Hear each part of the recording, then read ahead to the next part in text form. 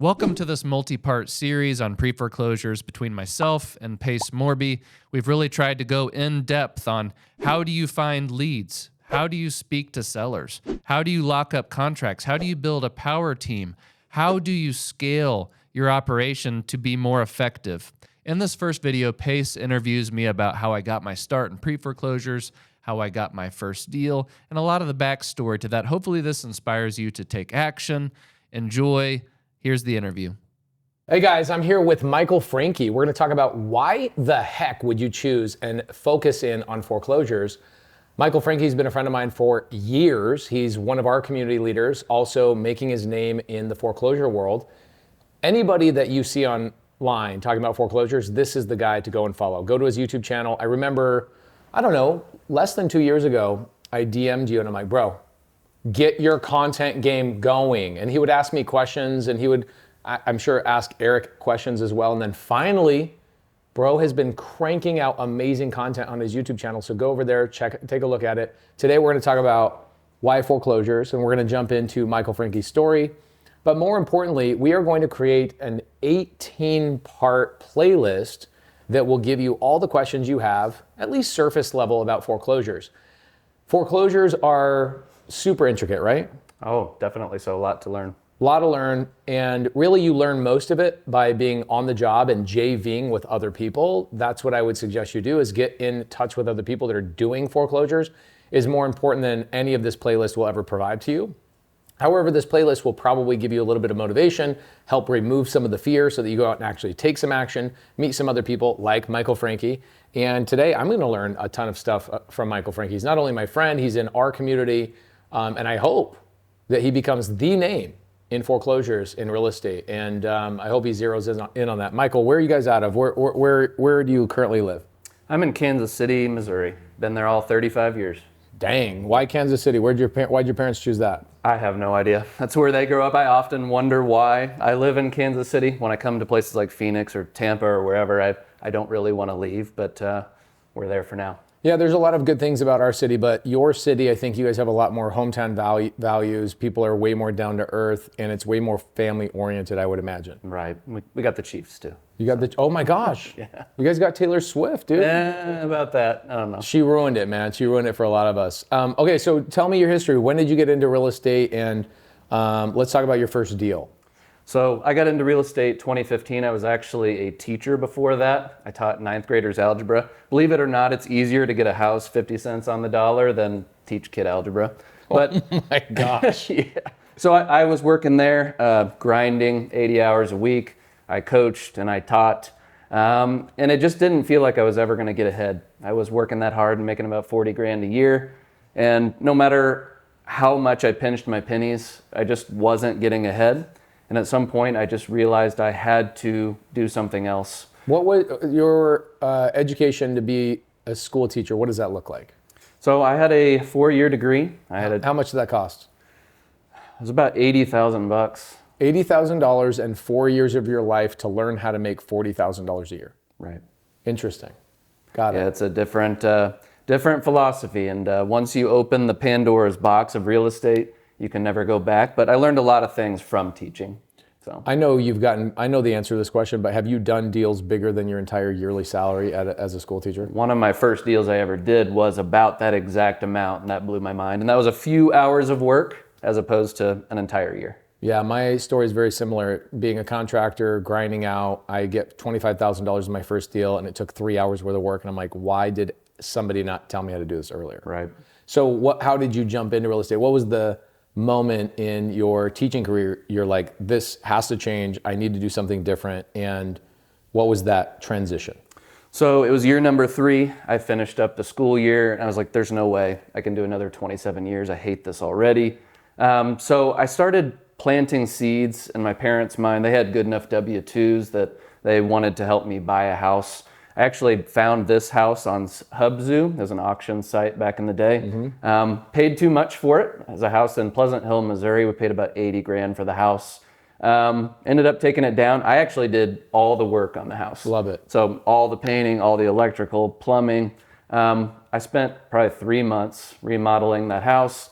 I also got my real estate license at the time. Was this during the summer, like a summer break or something like that? Yeah. We wrapped up school in May. By June, July, I'd already bought that house. The whole summer I was working on the house, and then we listed it. Made about 18 grand. And then we split it with my folks. They funded the project. So it was 3 months of work, made 9 grand. Is that a lot of money? No. But it was proof of concept to me. And I realized I made about the same amount of money I was in teaching. I was my own boss. I controlled my own schedule. You could listen to what you wanted to listen to throughout the day. I think as a man, you also getting your hands dirty and building something and seeing the immediate satisfaction of, I fixed a thing and now it looks better, probably felt better than teaching 9. Oh, it did. You know, and I could go to the 9 grades. bathroom when I wanted, so that's a plus. You can do that as a teacher? Not between periods of school, yeah. Wow. But Oh my God. different world. Shout out to all the teachers, guys. We appreciate you guys. There's a lot of teachers that really wake up every morning and they're excited about it. You are definitely underpaid and you are overworked, so shout out. But so that's that first summer. You make $9,000, about the same amount of work. Did you get the bug in that moment, or you're like, this isn't all it's cracked up to be? So I had the bug, but I wasn't necessarily convinced that I was a real estate investor. I didn't know if I was going to have to go back to teaching. Right when I got out of teaching, I cashed out about 20 grand out of the retirement fund that I had. So that's what we had. You had a retirement fund from teaching? Yeah. For 3 years? Yep. Bro, I might need to move to Kansas City. You guys are saving money at 40 grand a year? Well, not that. This was something that the school district provided. Okay, I'm like, okay, man, how are you, because you're married, you've got No, we children. didn't have any money.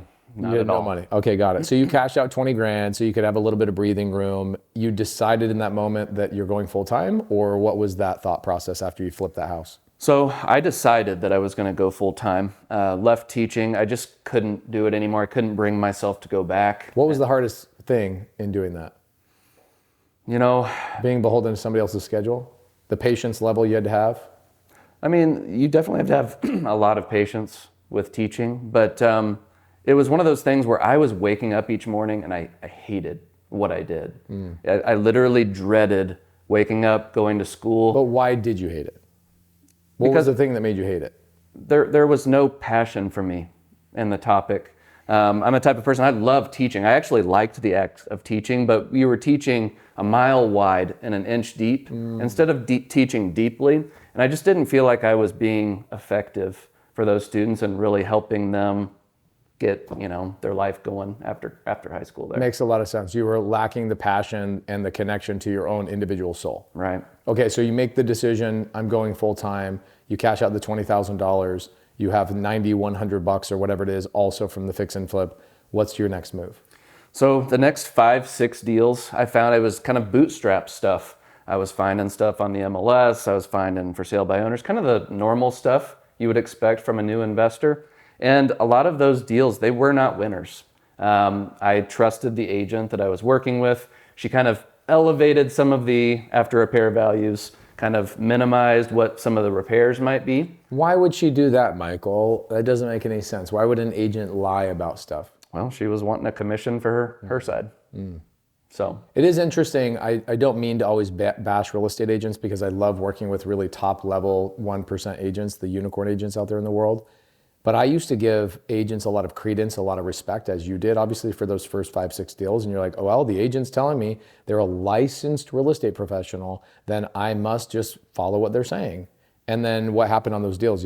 Some of them dogs, you lost money. Some of them you just barely got by. fortunately, most of them broke even. But remember, I was doing all the work on those houses still, so it was an enormous amount of time for me. So big, you actually lost money because you could have spent it somewhere else. Correct. So we had 2 or 3 of those in a row, and by that time, 4, 5, 6 months had passed. That money from the retirement account was starting to fade. And I remember it clearly. I was finishing up a resolution list on a house. We were scheduled to make about 20 grand on the house. I got a call from the appraiser, and the appraiser said, I got some bad news. You're under contract for 210. The house appraised for 190. So almost exactly the amount that I was going to make on the house was wiped away with the appraisal. And that was one of those moments where it could have broke me. It could have sent me back to teaching. And I remember just going outside. I sat on the side of the house and I just wept. It was ugly crying. There was no masculinity to it. I just let it all loose. And after a while, just kind of feeling sorry for myself, something just kind of emerged within myself that, this isn't the man that I'm going to be. I'm going to provide for my family. I've got to be different. I've got to do different activities. The results so far are my fault. It's like I could blame other people, but the reality is I took on this deal. I did this whole thing. I could have learned something that would have prohibited me from doing that deal. So I had no money in my account. I was in a low point of my career, and it backed me into a corner. And at that point, I had to decide if I was going to make something of myself or if I was going to go back to the W-2 world. Okay, so a couple of points here I want to make to everybody. One, I can guarantee you Michael does not regret this period of his life. I can also guarantee that Michael looks at these 5, 6, 7, 8 houses as some of the most important learning lessons he could have ever gotten. You cannot learn that through a video. You cannot learn that through even a mentorship. You have to go through these things. You have to touch the stove to make sure it's hot. You went through all those things. You felt the emotions. I want to point that out. You don't regret that time. No. Okay. Love that, because you got started. What would I rather have done? Would I rather be the person that says, I've been trying to get into the business for 5 years and I really haven't taken action? Or would I rather be Michael Franke that's sitting there weeping on the side of the house, losing his mind over the emotions he's feeling? Which one would you rather have? Because right here with Michael, you got millions of dollars of learning lessons and you get the opportunity to show the world what you're made of. Freaking grit, dude. So that's the first point. Second point is you stood up and you're like, I could quit. I'm not going to. You recognized, that this is still an opportunity. And the tough thing is your parents on top of that, because your parents were helping foot the W-2 loan processes and probably the finances of the construction loans themselves. So you probably on top of all of this felt like you were letting other people down besides just yourself. For sure. And then finally, you didn't intentionally put your back up against the wall, but now your back is up against the wall. What do you do now when your back is up against the wall? So I was kind of a man possessed at that point. I had to convert and find some money. We were to that point where we were not going to be able to pay our mortgage, which is kind of poetic for the whole foreclosure thing that we're going to talk about. But I was not going to be able to make my next payment. And would my folks have perhaps bailed me out? Sure. But I did not want to go down that route. So I didn't have any experience in finding deeply discounted deals. It was all MLS stuff. So I just started driving around and I found a for sale by owner, and it conveniently is in the neighborhood in which I live now. But I called the homeowner and I said, what are you asking for the house? And they said a number that was absurdly low. I knew it was. That was my first time going direct to seller. I met with them. I signed the contract on the spot. All this stuff I had not experienced before. I'd never filled out a contract on my own. I'd never met with a seller like that, but it was a lot easier than I thought. That deal was super easy. Small renovation, listed the house, made 60 grand 3 or 4 months later. So I went from literally a few $100s in my account, no exaggeration, to 60, and it just opened my mind to the possibilities of what real estate investing could do. Direct to seller or direct to agent? Which way would you rather go? Direct to seller every day. Yeah, me too. You and I are kindred spirits in that regard. My best friend Jamil is like the direct to agent guy. Same thing with Jerry Norton, loves direct to agent, but he's very, very good at direct to seller as well. For me, you drop me in the middle of Kansas City or you drop me in the middle of any country, or not country, but county in the United States. You say you have a bomb strapped to your chest that says 10 hours, and that bomb's gonna go off in 10 hours. Rest assured, I am not calling an agent to get me a deal. Yeah.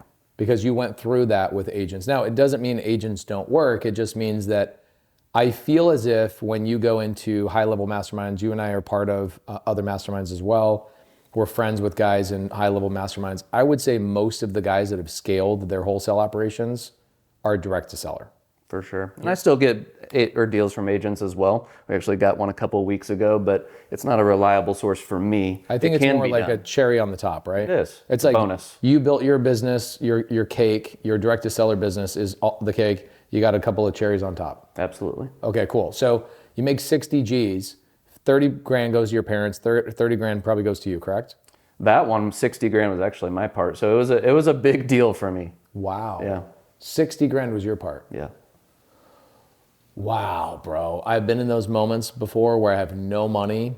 In fact, the largest foreclosure check I've ever received is $130,000, and it's downstairs. It's a printed check. I had the title company print it. When I had that, when I got that check, I had basically the same situation going on. Like I had, it was the guy that foreclosed on me, the bad story that happened to me, and I'm sitting there going, I have no other choice but to be successful. Yeah. Because did you have kids by this point? No, I didn't have kids till 2020, so no kids yet, but we were thinking about it. Yeah. And that was part of when I was so upset and not wanting to be the person that let his family down. We were starting to have the talks between me and my wife of having kids. And I'm like, if I keep making the amount of money that I am now, it's not going to work. How was life at home when you were going through that? It was a little bit challenging. I mean, fortunately, I have a spouse that had faith in me. The whole time, she never lost doubt or lost faith in me, but it was a challenge. I mean, we were both trying to figure it out, and we were in a situation to where, we go to the grocery store, you were putting stuff back on the shelf, you were using coupons. So I've been where you are that are watching this, and I've also experienced the highs of wealth now, so I can relate. Love it. Now, one of the biggest factors of your success is, shout out to your parents, they raised you right, you love and enjoy hard work. I do. And so it's hard and confusing for people that are like, well, how do I get started? And they ask all these questions, and we're going to answer all these questions in this playlist. But I would say the number one determining factor of you being successful has got to be your grit and your wherewithal and your consistency and your work ethic. Yeah. I mean, I would say if I had a superpower, it's persistence. Yeah. I've never quit at anything in my life. I wouldn't say that I've always been the best at something, but I will continue on until I'm pretty strong at it. Yeah, I tell people, I don't think I'm the best at one thing, but I'm a cockroach. I just show up every day. You can try and kill me with pest control. You can try and, burn the house down where I live. I'm going to show up tomorrow. I'm a cockroach. I'll outlive the dinosaurs, dude. You cannot stop me. That's all there is. I'm too stupid to stop. That's what it is. Okay, so you fast forward, you get that 60 grand, kind of reinvigorates you. Are you feeling, wow, I need to just go direct to seller from this point forward? What was the thought process on where am I getting my next deal? You would have thought that I would have learned. No, don't tell me. Don't tell me you went back to the table with agents. So I did a few more deals with agents, and I started learning new ways of getting deals, wholesalers, different things like that. But there was a lot of plateauing going on for about another 18 months. And then there was a time where I vividly remember it, sitting on my back deck at home, no leads, no deals, kind of feeling sorry for myself a little bit. And finances were okay at that point. But I was feeling sorry for myself. My wife comes out on the deck. She kind of kicks me on the butt and she's like, what are you doing here? It's in the middle of the day. Go work, go do something, provide for the family. At that point, we were really about to start getting pregnant or trying to get pregnant. So she's like, go provide. So I'm kind of scrolling through my phone, have no idea what type of deal that I'm looking for.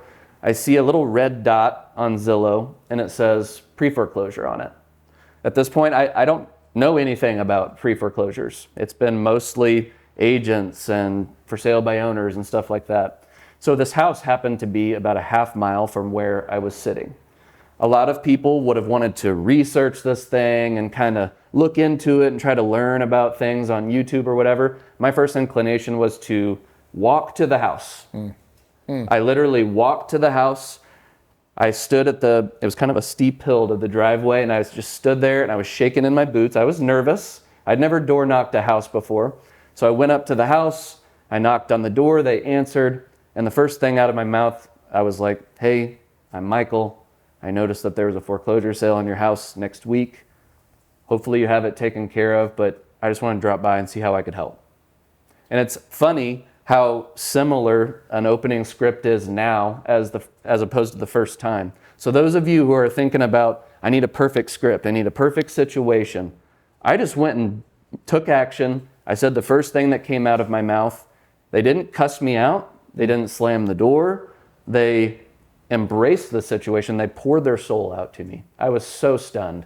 I went and sat in their living room for about 90 minutes. They told me their whole story. And I didn't know a whole lot more about real estate than these people, but I knew enough more to be tremendously helpful for them. So at the end of the conversation, they said, look, we're going to pray about it.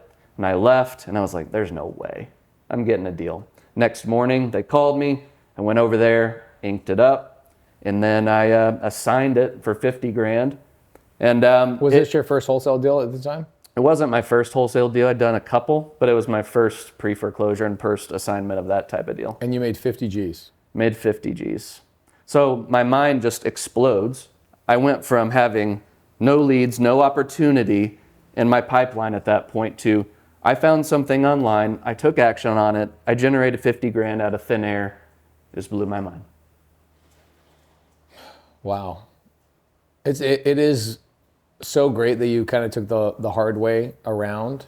I think it's the right way because you now know what both sides feel like. You know what it feels like to be somewhat destitute. You know what it feels like to have a lack of leads. And then you also know what that feeling of complete elation of, oh my gosh, I just made 50 grand from helping a family. Right. You, in those 90 minutes, do you remember some of the main problems they were struggling with? And they had a lot of problems. This was actually a really difficult seller, not in terms of them, but their situation. The wife had severe dementia. The husband didn't have a job. His memory wasn't the greatest either. And that deal, I actually had to go find a social worker to help me because I was like, I didn't even necessarily feel confident in closing on this house because of the dementia situation. So I had this social worker come in. She kind of brokered the deal with me. And then we ended up having to find them housing, which was a challenge. I think we're going to make a video about that later on. But I had to be resourceful in that moment. I actually cold called a bunch of landlords. These people had no credit. They had no money. Who's going to accept them? That's a normal landlord. So I finally got this guy on the phone. He happened to go to church with me. I didn't realize that at the time. And he's like, yeah, I got this 3-unit. One of the units is not in the best shape, but it's going to be a little bit till I can get to it. I got to go through some permitting stuff. They could live there rent-free for 6 months and it'd be fine. So I made some calls. I helped them move over there, and I was actually the person loading boxes and doing all kinds of stuff. Got them moved over there. So we provided them a ton of value. Not only did we make sure that they got about 150 G's in their pocket after closing, I made money, but I also helped them get to the next phase of their life in the most ideal fashion that you could. Did you ever wonder why an agent couldn't have helped them sell their house? I actually never thought that. It was just one of those things that, hey, this responsibility is on me. I feel that I need to help these people the best I can. And I took it all on myself. Typically when a seller gets that close in a foreclosure, they've already tried to list with an agent, or an agent has come over to try and list the property, right? Agents see a pre-foreclosure pop up, they go try and get the listing. But was the house in bad shape? Is that why they didn't want to take the listing, you think? The house was rough. It was an extreme hoarder situation, kind of the nastiest house you can think of. That's what this house was. But the surprising part to me was that I went up there, I talked to them, and they said that I was one of the first people that approached them. Now, they had dementia, so maybe they forgot. But I just remember thinking in my head, wow, is there really not very many people approaching these people and helping them out? So at that point, it was just a passion for me. I was hooked. It's because as you stood on the curb and you were shaking in your boots, other people were looking at that listing on Zillow or whatever it was you were looking on, and they wouldn't even dare to get in their car, right, to even get to the point where they're standing there shaking in their boots, let alone pick up the phone and just talk to somebody. We're going to make we actually have a video coming up talking about all the ways that you can reach out to a seller and which one you should start with first and when you should use those communication efforts. Here you are shaking your boots, a guy who's done a dozen deals at that point, made a couple $100,000 in real estate, and you were shaking in your boots. Yeah. So I feel like door knocking, I tell everybody, if you want to have a 100% success in real estate, guaranteed you will succeed in real estate doing your first deal if you door knock. Why? Because nobody else is willing to do it. I mean, there's a fear that something bad's going to happen. You're going to die if you go door knock a door. And my heart was going fast beforehand, but after that first knock, it was pure joy. Like, I really had a great conversation. I really helped these folks. And are you always a little bit nervous going to a door? Even to this day. Even to this day. If I go a couple weeks without doing something, maybe 6 months, I go up to the door and it's like that pitter patter's still there, but you know you have the skills and the ability to help these folks, and that should supersede any type of fear you have. Yeah, it's like a callus on your hands when you're swinging a hammer on a construction site, or let's say you're going to the gym a lot, you get a callus, or for Eric riding a bike, a BMX bike, I remember I used to get these blisters on my little thumb pads. You get them? But the more you ride, the more callous those become. If you take a year off of riding, you go back, you're like, what the heck is wrong with my hands? They're bleeding again. It's because you took some time away, right? I think that's God's gift to us, is to remind us to be consistent, is that no matter how good you become, if you fall back and you stop being consistent, you kind of get punished for it. And it's the universe, Heavenly Father, God is telling you, just stay consistent, my friend. Stop giving up and stop doing the thing. But you get busy or you start building a team and you stop going into the living room. One of the things that you and I resonate with each other about and kind of have a common feeling is the guys, you're a visionary, I'm a visionary. We care more about helping people than we care about that check. Yes. So you get that emotional income. And the thing you probably miss today the most, because I know you're scaling your operation, it's been scaled for a while. The biggest challenge is fighting yourself from going into those appointments. It is. I mean, it was a big transition. Not only could I close at a high level, I knew that deal was getting closed. So when I offloaded it to someone else, it's like, are you coming back with the paper or are you not? But that was the price of education. Over time, they've gotten better, and they've pulled a deal while I'm down here in Phoenix hanging out with you. But leadership's a completely different skill. I have fears and things that I'm overcoming with that. I'm getting better slowly. So it's a never-ending, evolving process, but it's a fun journey. Personal development, man. It's amazing. What did Jim Rohn say? He said, your personal income will never outpace your personal development. And if you decided, I'm not going to build a team, I'm not going to become a better leader, your personal development stops, so does your personal income, right? 100%. It always gets superseded. So your team now, what do you guys I don't want to overwhelm the audience because most people that are watching this are not going to be in Michael Franke situation. We're not going to have somebody watching this going, okay, I'm doing 4 foreclosures every single month myself. It's time to scale an operation. We do have some people in our community like Nita Patel, who's focusing on, she's a gangster, but she's in the position you were in a couple years ago where you would go, same thing with me in 2018, 2019, and the very beginning of 2020, we were primarily doing foreclosures, door knocking, we were doing 18 to 20 deals a month, primarily sub 2 deals. And at that point, we'd figured out how to scale into a team. Nita is just barely learning that. And she was going from 4 deals a month on her own to now 2 deals with a team. It's beautiful. You've been there. I've been there. Right? Because you hire that first person, all of a sudden production goes down because you're spending most of your time training and trying to be a leader, then having to replace that person because they're not doing the job and you're spending more of your time there. So then you fight yourself to just go back into the field for a while. Did you go through all that? Oh, it still happens now. It's like if they haven't gotten a deal in a couple of weeks, I'm starting to get kind of fidgety. And it's like, guys, look, there are deals out there. They're complaining that there's nothing out there. And I'm like, we talked about this off camera, but I was like, I'm going to go film a YouTube video because I need one anyway. I'm going to go door knock. I'm going to show you what's up. So on the 3rd door knock, I knocked this guy. I set up an appointment. A few days later, he wanted to set up an official appointment in the living room. Signed that deal and assigned it for $35,000. But these are great case studies for my team. It's like, look, we've gone over this time after time after time, but look, here's another example. Here's the conversation I had. Here's the value I provided. This is how I backed my way into the deal. So you continuously have to train your team. Well, I could talk about so many of these topics for a long time. One of the topics I feel like we skirted over really fast is that somebody else watching how you got your first pre-foreclosure lead could have easily said, well, Michael, of course you were able to help that person because you went to church with the guy that was willing to give them free rent for 6 months, right? And they're going to think that was a leg up for you. You didn't have to work hard for that. You didn't know who that guy was. No. And there's so many times in other people's careers where I'll go, what happened to your deal? You were talking to me about it. You're going to make 80 grand. Did that deal not go through? No. We ran into a situation where the seller, this, that, and the other, they needed another place to live and I couldn't find them a place to live. And I'm like, here I am hearing your story. You also had that same situation, but what did you do? You picked up the freaking phone. You started making phone calls. You started opening up Pandora's box of solutions until you figured out, oh my gosh, you didn't find out that guy was in your church until he had already told you what the heck he was going to bring to the table. I mean, guys, it takes persistence, and amazing. If you do enough activities, luck seems to find you. The So harder you work, the luckier you get. It's the weirdest freaking thing. Pace, you're so lucky. All these things happen for you. No, dude, if you saw me in my life, the other question people ask me all the time is, how do you breathe? You freaking are nonstop working. I'm like, because I'm over here shaking bushes, hoping that freaking opportunity pops out. I'm constantly shaking bushes. And that's what you've done in your career is you're like, okay, there's a problem. Let me shake some bushes and see what kind of fruit falls out. So getting into scaling your business. Today, what does your team look like?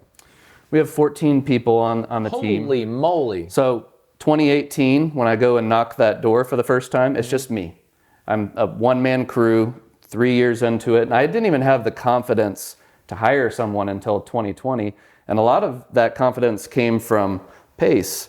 The amount that he poured into me over the years is crazy. It's what good friends do, dude. Like I don't want to take the credit for that, but you know, you and I have been friends, and a leader creates leaders that creates leaders. And when I met you, I was like, this dude's gonna freaking take the world by storm. But it's like anything else.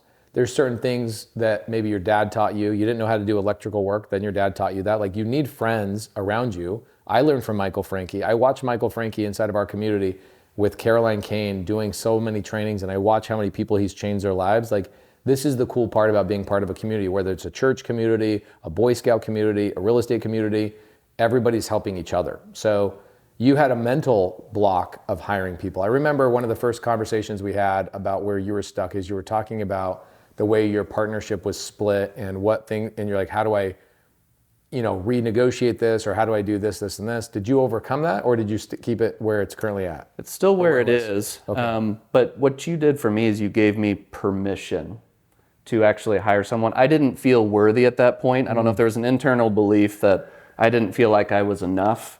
Like, how many deals do I need to do before I can hire someone? Or did you feel like also, because you're a blue collar guy, right? And so am I. Did you believe that maybe you hiring somebody means that you're not the one doing the hard work anymore, and that kind of feels like you're lazy? Now that you mention it, that's probably true. Both of my folks were, bootstrapping people. They do the work, and they're still like that, no matter how much I try to beat that out of them. I've gotten better at it over the years, but I really think that belief's probably there. That's what my problem was. I think definitely that had to have been your problem, which your parents gave you this really cool thing that my parents gave to me, which was work ethic. And better than work ethic, it was the desire and the craving to work hard. Right. Like somebody doesn't have to go to Michael Franke or Pace and go, hey, you know what, bucko, you gotta go work. Like that's a default thing in us. It is. So thank you to my parents, thank you to your parents. But then the next part of the blueprint that we got from them was beyond work ethic was do it your freaking self. Yep. And so there's a subconscious thing of worthiness, and also, am I gonna be lazy if I'm asking another human being to do this job? 100%. Okay, so you hire your first person. Is that person still with you? No, I wish. But that first person was an acquisitions person. He had moved in from Las Vegas. He wanted a job. He'd actually had experience in this space for several years. He came in, he was a rock star, an A player that you want. I probably wasn't ready for this person. I love this topic is so good. I tell people this all the time that you are not ready for your first hire. In fact, you will probably waste some of their time in their life because you have to learn how to become a leader on your first hire. Is that what happened to you? Oh, 100%. I had no systems, no processes, none of that. An A player would expect some sort of structure. There wasn't. Anyway, but we were great friends. I put him in the acquisitions role. I remember the first time that, I think it was an online lead. I can't remember what type of lead it was, but I begrudgingly gave him the lead and I was like, go close it. I'm just sitting there kind of twiddling my thumbs, wondering how it's going to go. Looking at the clock. Is he done with the appointment yet? He sends me a picture, which online I always do this, where I try to sneakily take a picture of my sellers because I want to remember it. But he sends me that picture and I'm like, no way. You can actually hire someone that can sign a contract. And that was probably one of my favorite deals I've ever done because it's like, wow, I actually can delegate things and it can work. Another level of proof of concept. Yes. It's interesting, all the money that you've made, up until this point, 2018, 2020, you hired this first person. All the money you made, do you still have all that money or did you spend it? Spent some of it, but we still have a lot of it. Okay. My point to that is that the money is really important, but really the skill sets, the paradigm shifts, the muscles, like the confidence muscle that you get to flex and grow, that becomes the most important thing of all of this stuff. Like, look at the natural progression of like, I'm doing it on my own with agents. Then I'm going to go tremble in my boots and knock this foreclosure, all the way to the point a couple of years later where you're hiring somebody and passing that off. Like, Michael Franke from 2015 would have never hired somebody, right? Like, he would have never gambled with that. Here you are in 2020. He goes and gets a deal. How long did that relationship last? He was with me for about 8 months, and he didn't want to leave, but he got a sweetheart offer. Another investor that he knew from Vegas opened up a We Buy Ugly Houses franchise, which I see Pace's note card up there. Yep. And offered him 50% ownership in that. And he came to me and he was like, look, I kind of want to cry even bringing this up, but this opportunity is too good. I'm like, bro, you got to take that. What's the franchise's name in Vegas? He crushes it. He was my area manager. This guy's name is Carl. Carl Bassett. Carl Bassett. Carl Bassett. Shout out Carl Bassett. So Carl Bassett, actually a good friend of mine, back when I was in the Homevestor days, he was actually kind of my regional manager. So I was in Phoenix. This is 2017, 2018. Carl, I think what he was doing is he was buying up people's franchises in Vegas so he could own more of the territory. He was realizing, like, okay, as one franchisee versus 20, I'm going to have a hard time doing my ad spend. So he just started buying up other franchises and then putting acquisition people in charge of those. Interesting. And at the end of the day, he owned all of them, but he had different acquisition people. It's so funny that you and I, our paths were crossing. That's so interesting. Just in a weird way until I met, you and I met 2020 basically. So he leaves and he goes to Vegas. He moved to Vegas. No, he started a franchise in Kansas City. Oh, he did. Oh, Carl Bassett bought a Yes. franchise there. Oh my gosh. Which you would have thought would have been an ugly relationship. No. But we're actually great friends. Do you guys ever JV on stuff? Oh yeah, I did a deal with him 2 weeks ago. Okay, boom. Yeah, we're good. This is thank goodness, thank you to the heavens that I found out about real estate, because in construction and in really any other industry, it's not as collaborative where you can be homies with actually your competition and you guys can make money on deals just sharing resources. It's like playing Pokemon cards. Hey, what do you got here? You're trading stuff all the time. So you guys are doing deals now, even 4 or 5 years later. Your business, how many people you said, 17 or 14? We're at 14. You're at 14. What are those people doing? So right now I have got 3 acquisition guys. I've got a transaction coordinator, which was probably the best hire I've made to this point.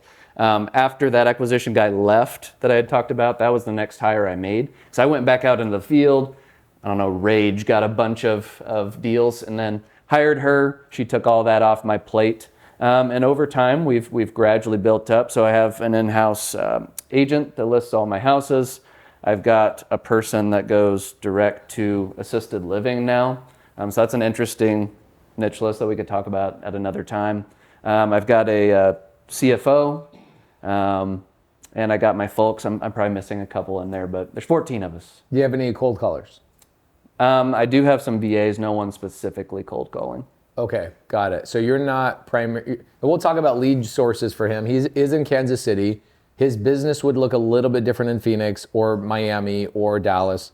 Not much different, but there's different methods and things that cost money. Like, for example, direct mail is really expensive here in Phoenix. It's getting more expensive in Kansas City, where you guys are from. Yep. But right now it works really well, right? Yeah, it works. Our lead costs have probably doubled, almost tripled in the last few years. But if you have the skill of buying deeply discounted deals, it's okay.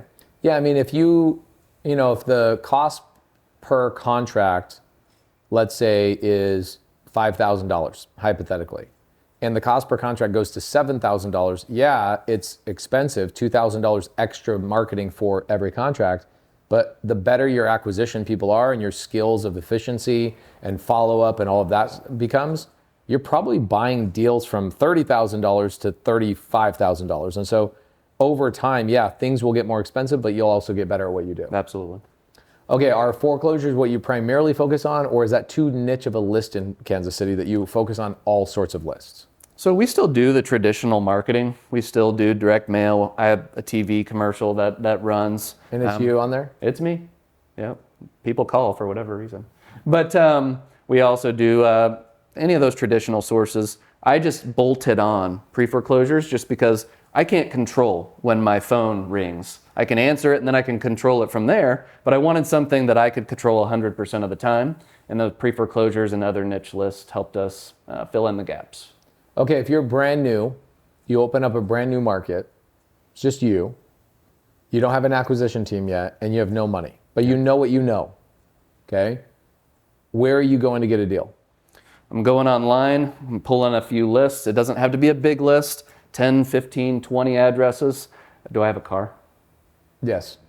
I have a car and I have a cell phone. I'm immediately going to those houses, door knocking, perhaps cold calling them with free skip tracing that's available, True People Search, something like that. Yeah, True People Search is pretty good. Yeah, it's pretty good for free. And I would just bootstrap it, and I would imagine... Would you knock the door before you call, or would you call before you knock?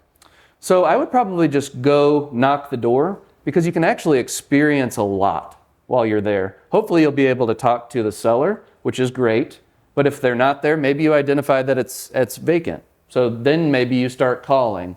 Maybe you go talk to a neighbor and they'll say, hey, they're actually at work right now, but this is when they get home. Maybe come back then. So you can just experience a lot while you're at the door. But as long as you do enough of an activity, I wouldn't say one is better than the other. They kind of complement each other. Interesting. I love the answer. It's different than my answer. I would tell, in our door knocking team, again, I wish we did not shut down our door knocking team. We were cranking, doing really, really well, and COVID hit. Not only did I shut down the door knocking team because it was just, do we remember that COVID was actually even a thing? Holy crap, 4 years ago. Crazy. If you really think about it, it was 10% of my life ago. So like a lot has passed since then. But at the time I go, holy moly, the world is gonna fall apart. Our rentals are gonna fall apart. Our tenants aren't gonna pay. This is gonna be atrocious. Oh my gosh. And I run down to our office down here in Mesa, and we had 7 acquisition guys in person at the time. And in the back of my mind, I'm like, the world is gonna fall apart. But from my mouth as a leader, I'm like, guys, we're gonna dominate. We're gonna do this and this. We're gonna stop door knocking because we can't be in physical proximity to people. We just doubled down our cold calling, and it worked out fine. And then of course, boom, the market takes off. We make a ton of money. COVID from a business perspective was one of the greatest things that ever happened to me. But we turned our freaking door knocking team off, and I should have never done it. It was the most effective way of getting deals that I've ever seen still to this day. No, we love it. I mean, it's still my baby. I love getting out there and doing it. But guys, if you want to generate a deal from nothing, I mean, you can have within a couple of hours. I do it constantly, just going out in the field, getting the highly leveraged opportunities, knocking. You may not get a deal, but you're going to have a good conversation. Yeah, you're going to have a good conversation. If you stop thinking about, I'm trying to go to the door and have a conversation, or get a deal, and think, I'm just going to have a conversation with another human being and learn a new thing, learn a new way of asking questions. That's the only thing you're trying to do, is obtain a skill. You're going to win, dude. Oh, yeah. Are you taking people out and training them? I train my team. I put so much stuff out on YouTube about this. But guys, if you want to be successful in this, and you're going to a door, you're cold calling someone, whatever you're doing, you have to check your heart at the door. You got to divorce your own desires and really care about the person on the other side. You immediately set yourself apart from every other person that's showing up to the door, because I don't know how many times I've showed up to a door, someone will answer it and say, there's been 10 other people here, but there's a vibe about you that I think you're different. Yeah. And if people can feel that energy, if you come there with just a pure heart and you're wanting to serve, people feel it. Yeah, they can. I think the transparency age has been here for the last 5 years. I think with social media, it's really easy to see who's real and who's really not. And my first deal was that exact thing with your story, is that my first deal, this is also where our logo comes from in our community, is the bunny ears. I got my first deal from a lady who 15 people went to the appointment before me, 15 people went after me. She called me 2 weeks afterwards and said, I want to sell my house to you. Because I actually found her bunnies. I actually solved her problem with no expectation. I love what you just said. Check your heart at the door. These people can feel it, they can sense it. That family who prayed on it, they called you the next morning. They did. Because of how you made them feel. Yeah, 100%. All right, guys, we're gonna get into a foreclosure series that should be really, really good. Go make sure you follow Michael Frankie's amazing. I think personally, going forward, when somebody asks me a foreclosure question, I'm done. answering foreclosure questions, I'm just gonna send them to Michael Frankie's YouTube channel. He needs to be the foreclosure, door knocking guy in the whole country. He's the guy. Go to his YouTube channel, we'll put the link down below, and get ready, strap in, get a notepad and some pens, because you're gonna go through one pen's worth of ink, another one, and another one. We'll see you in those videos.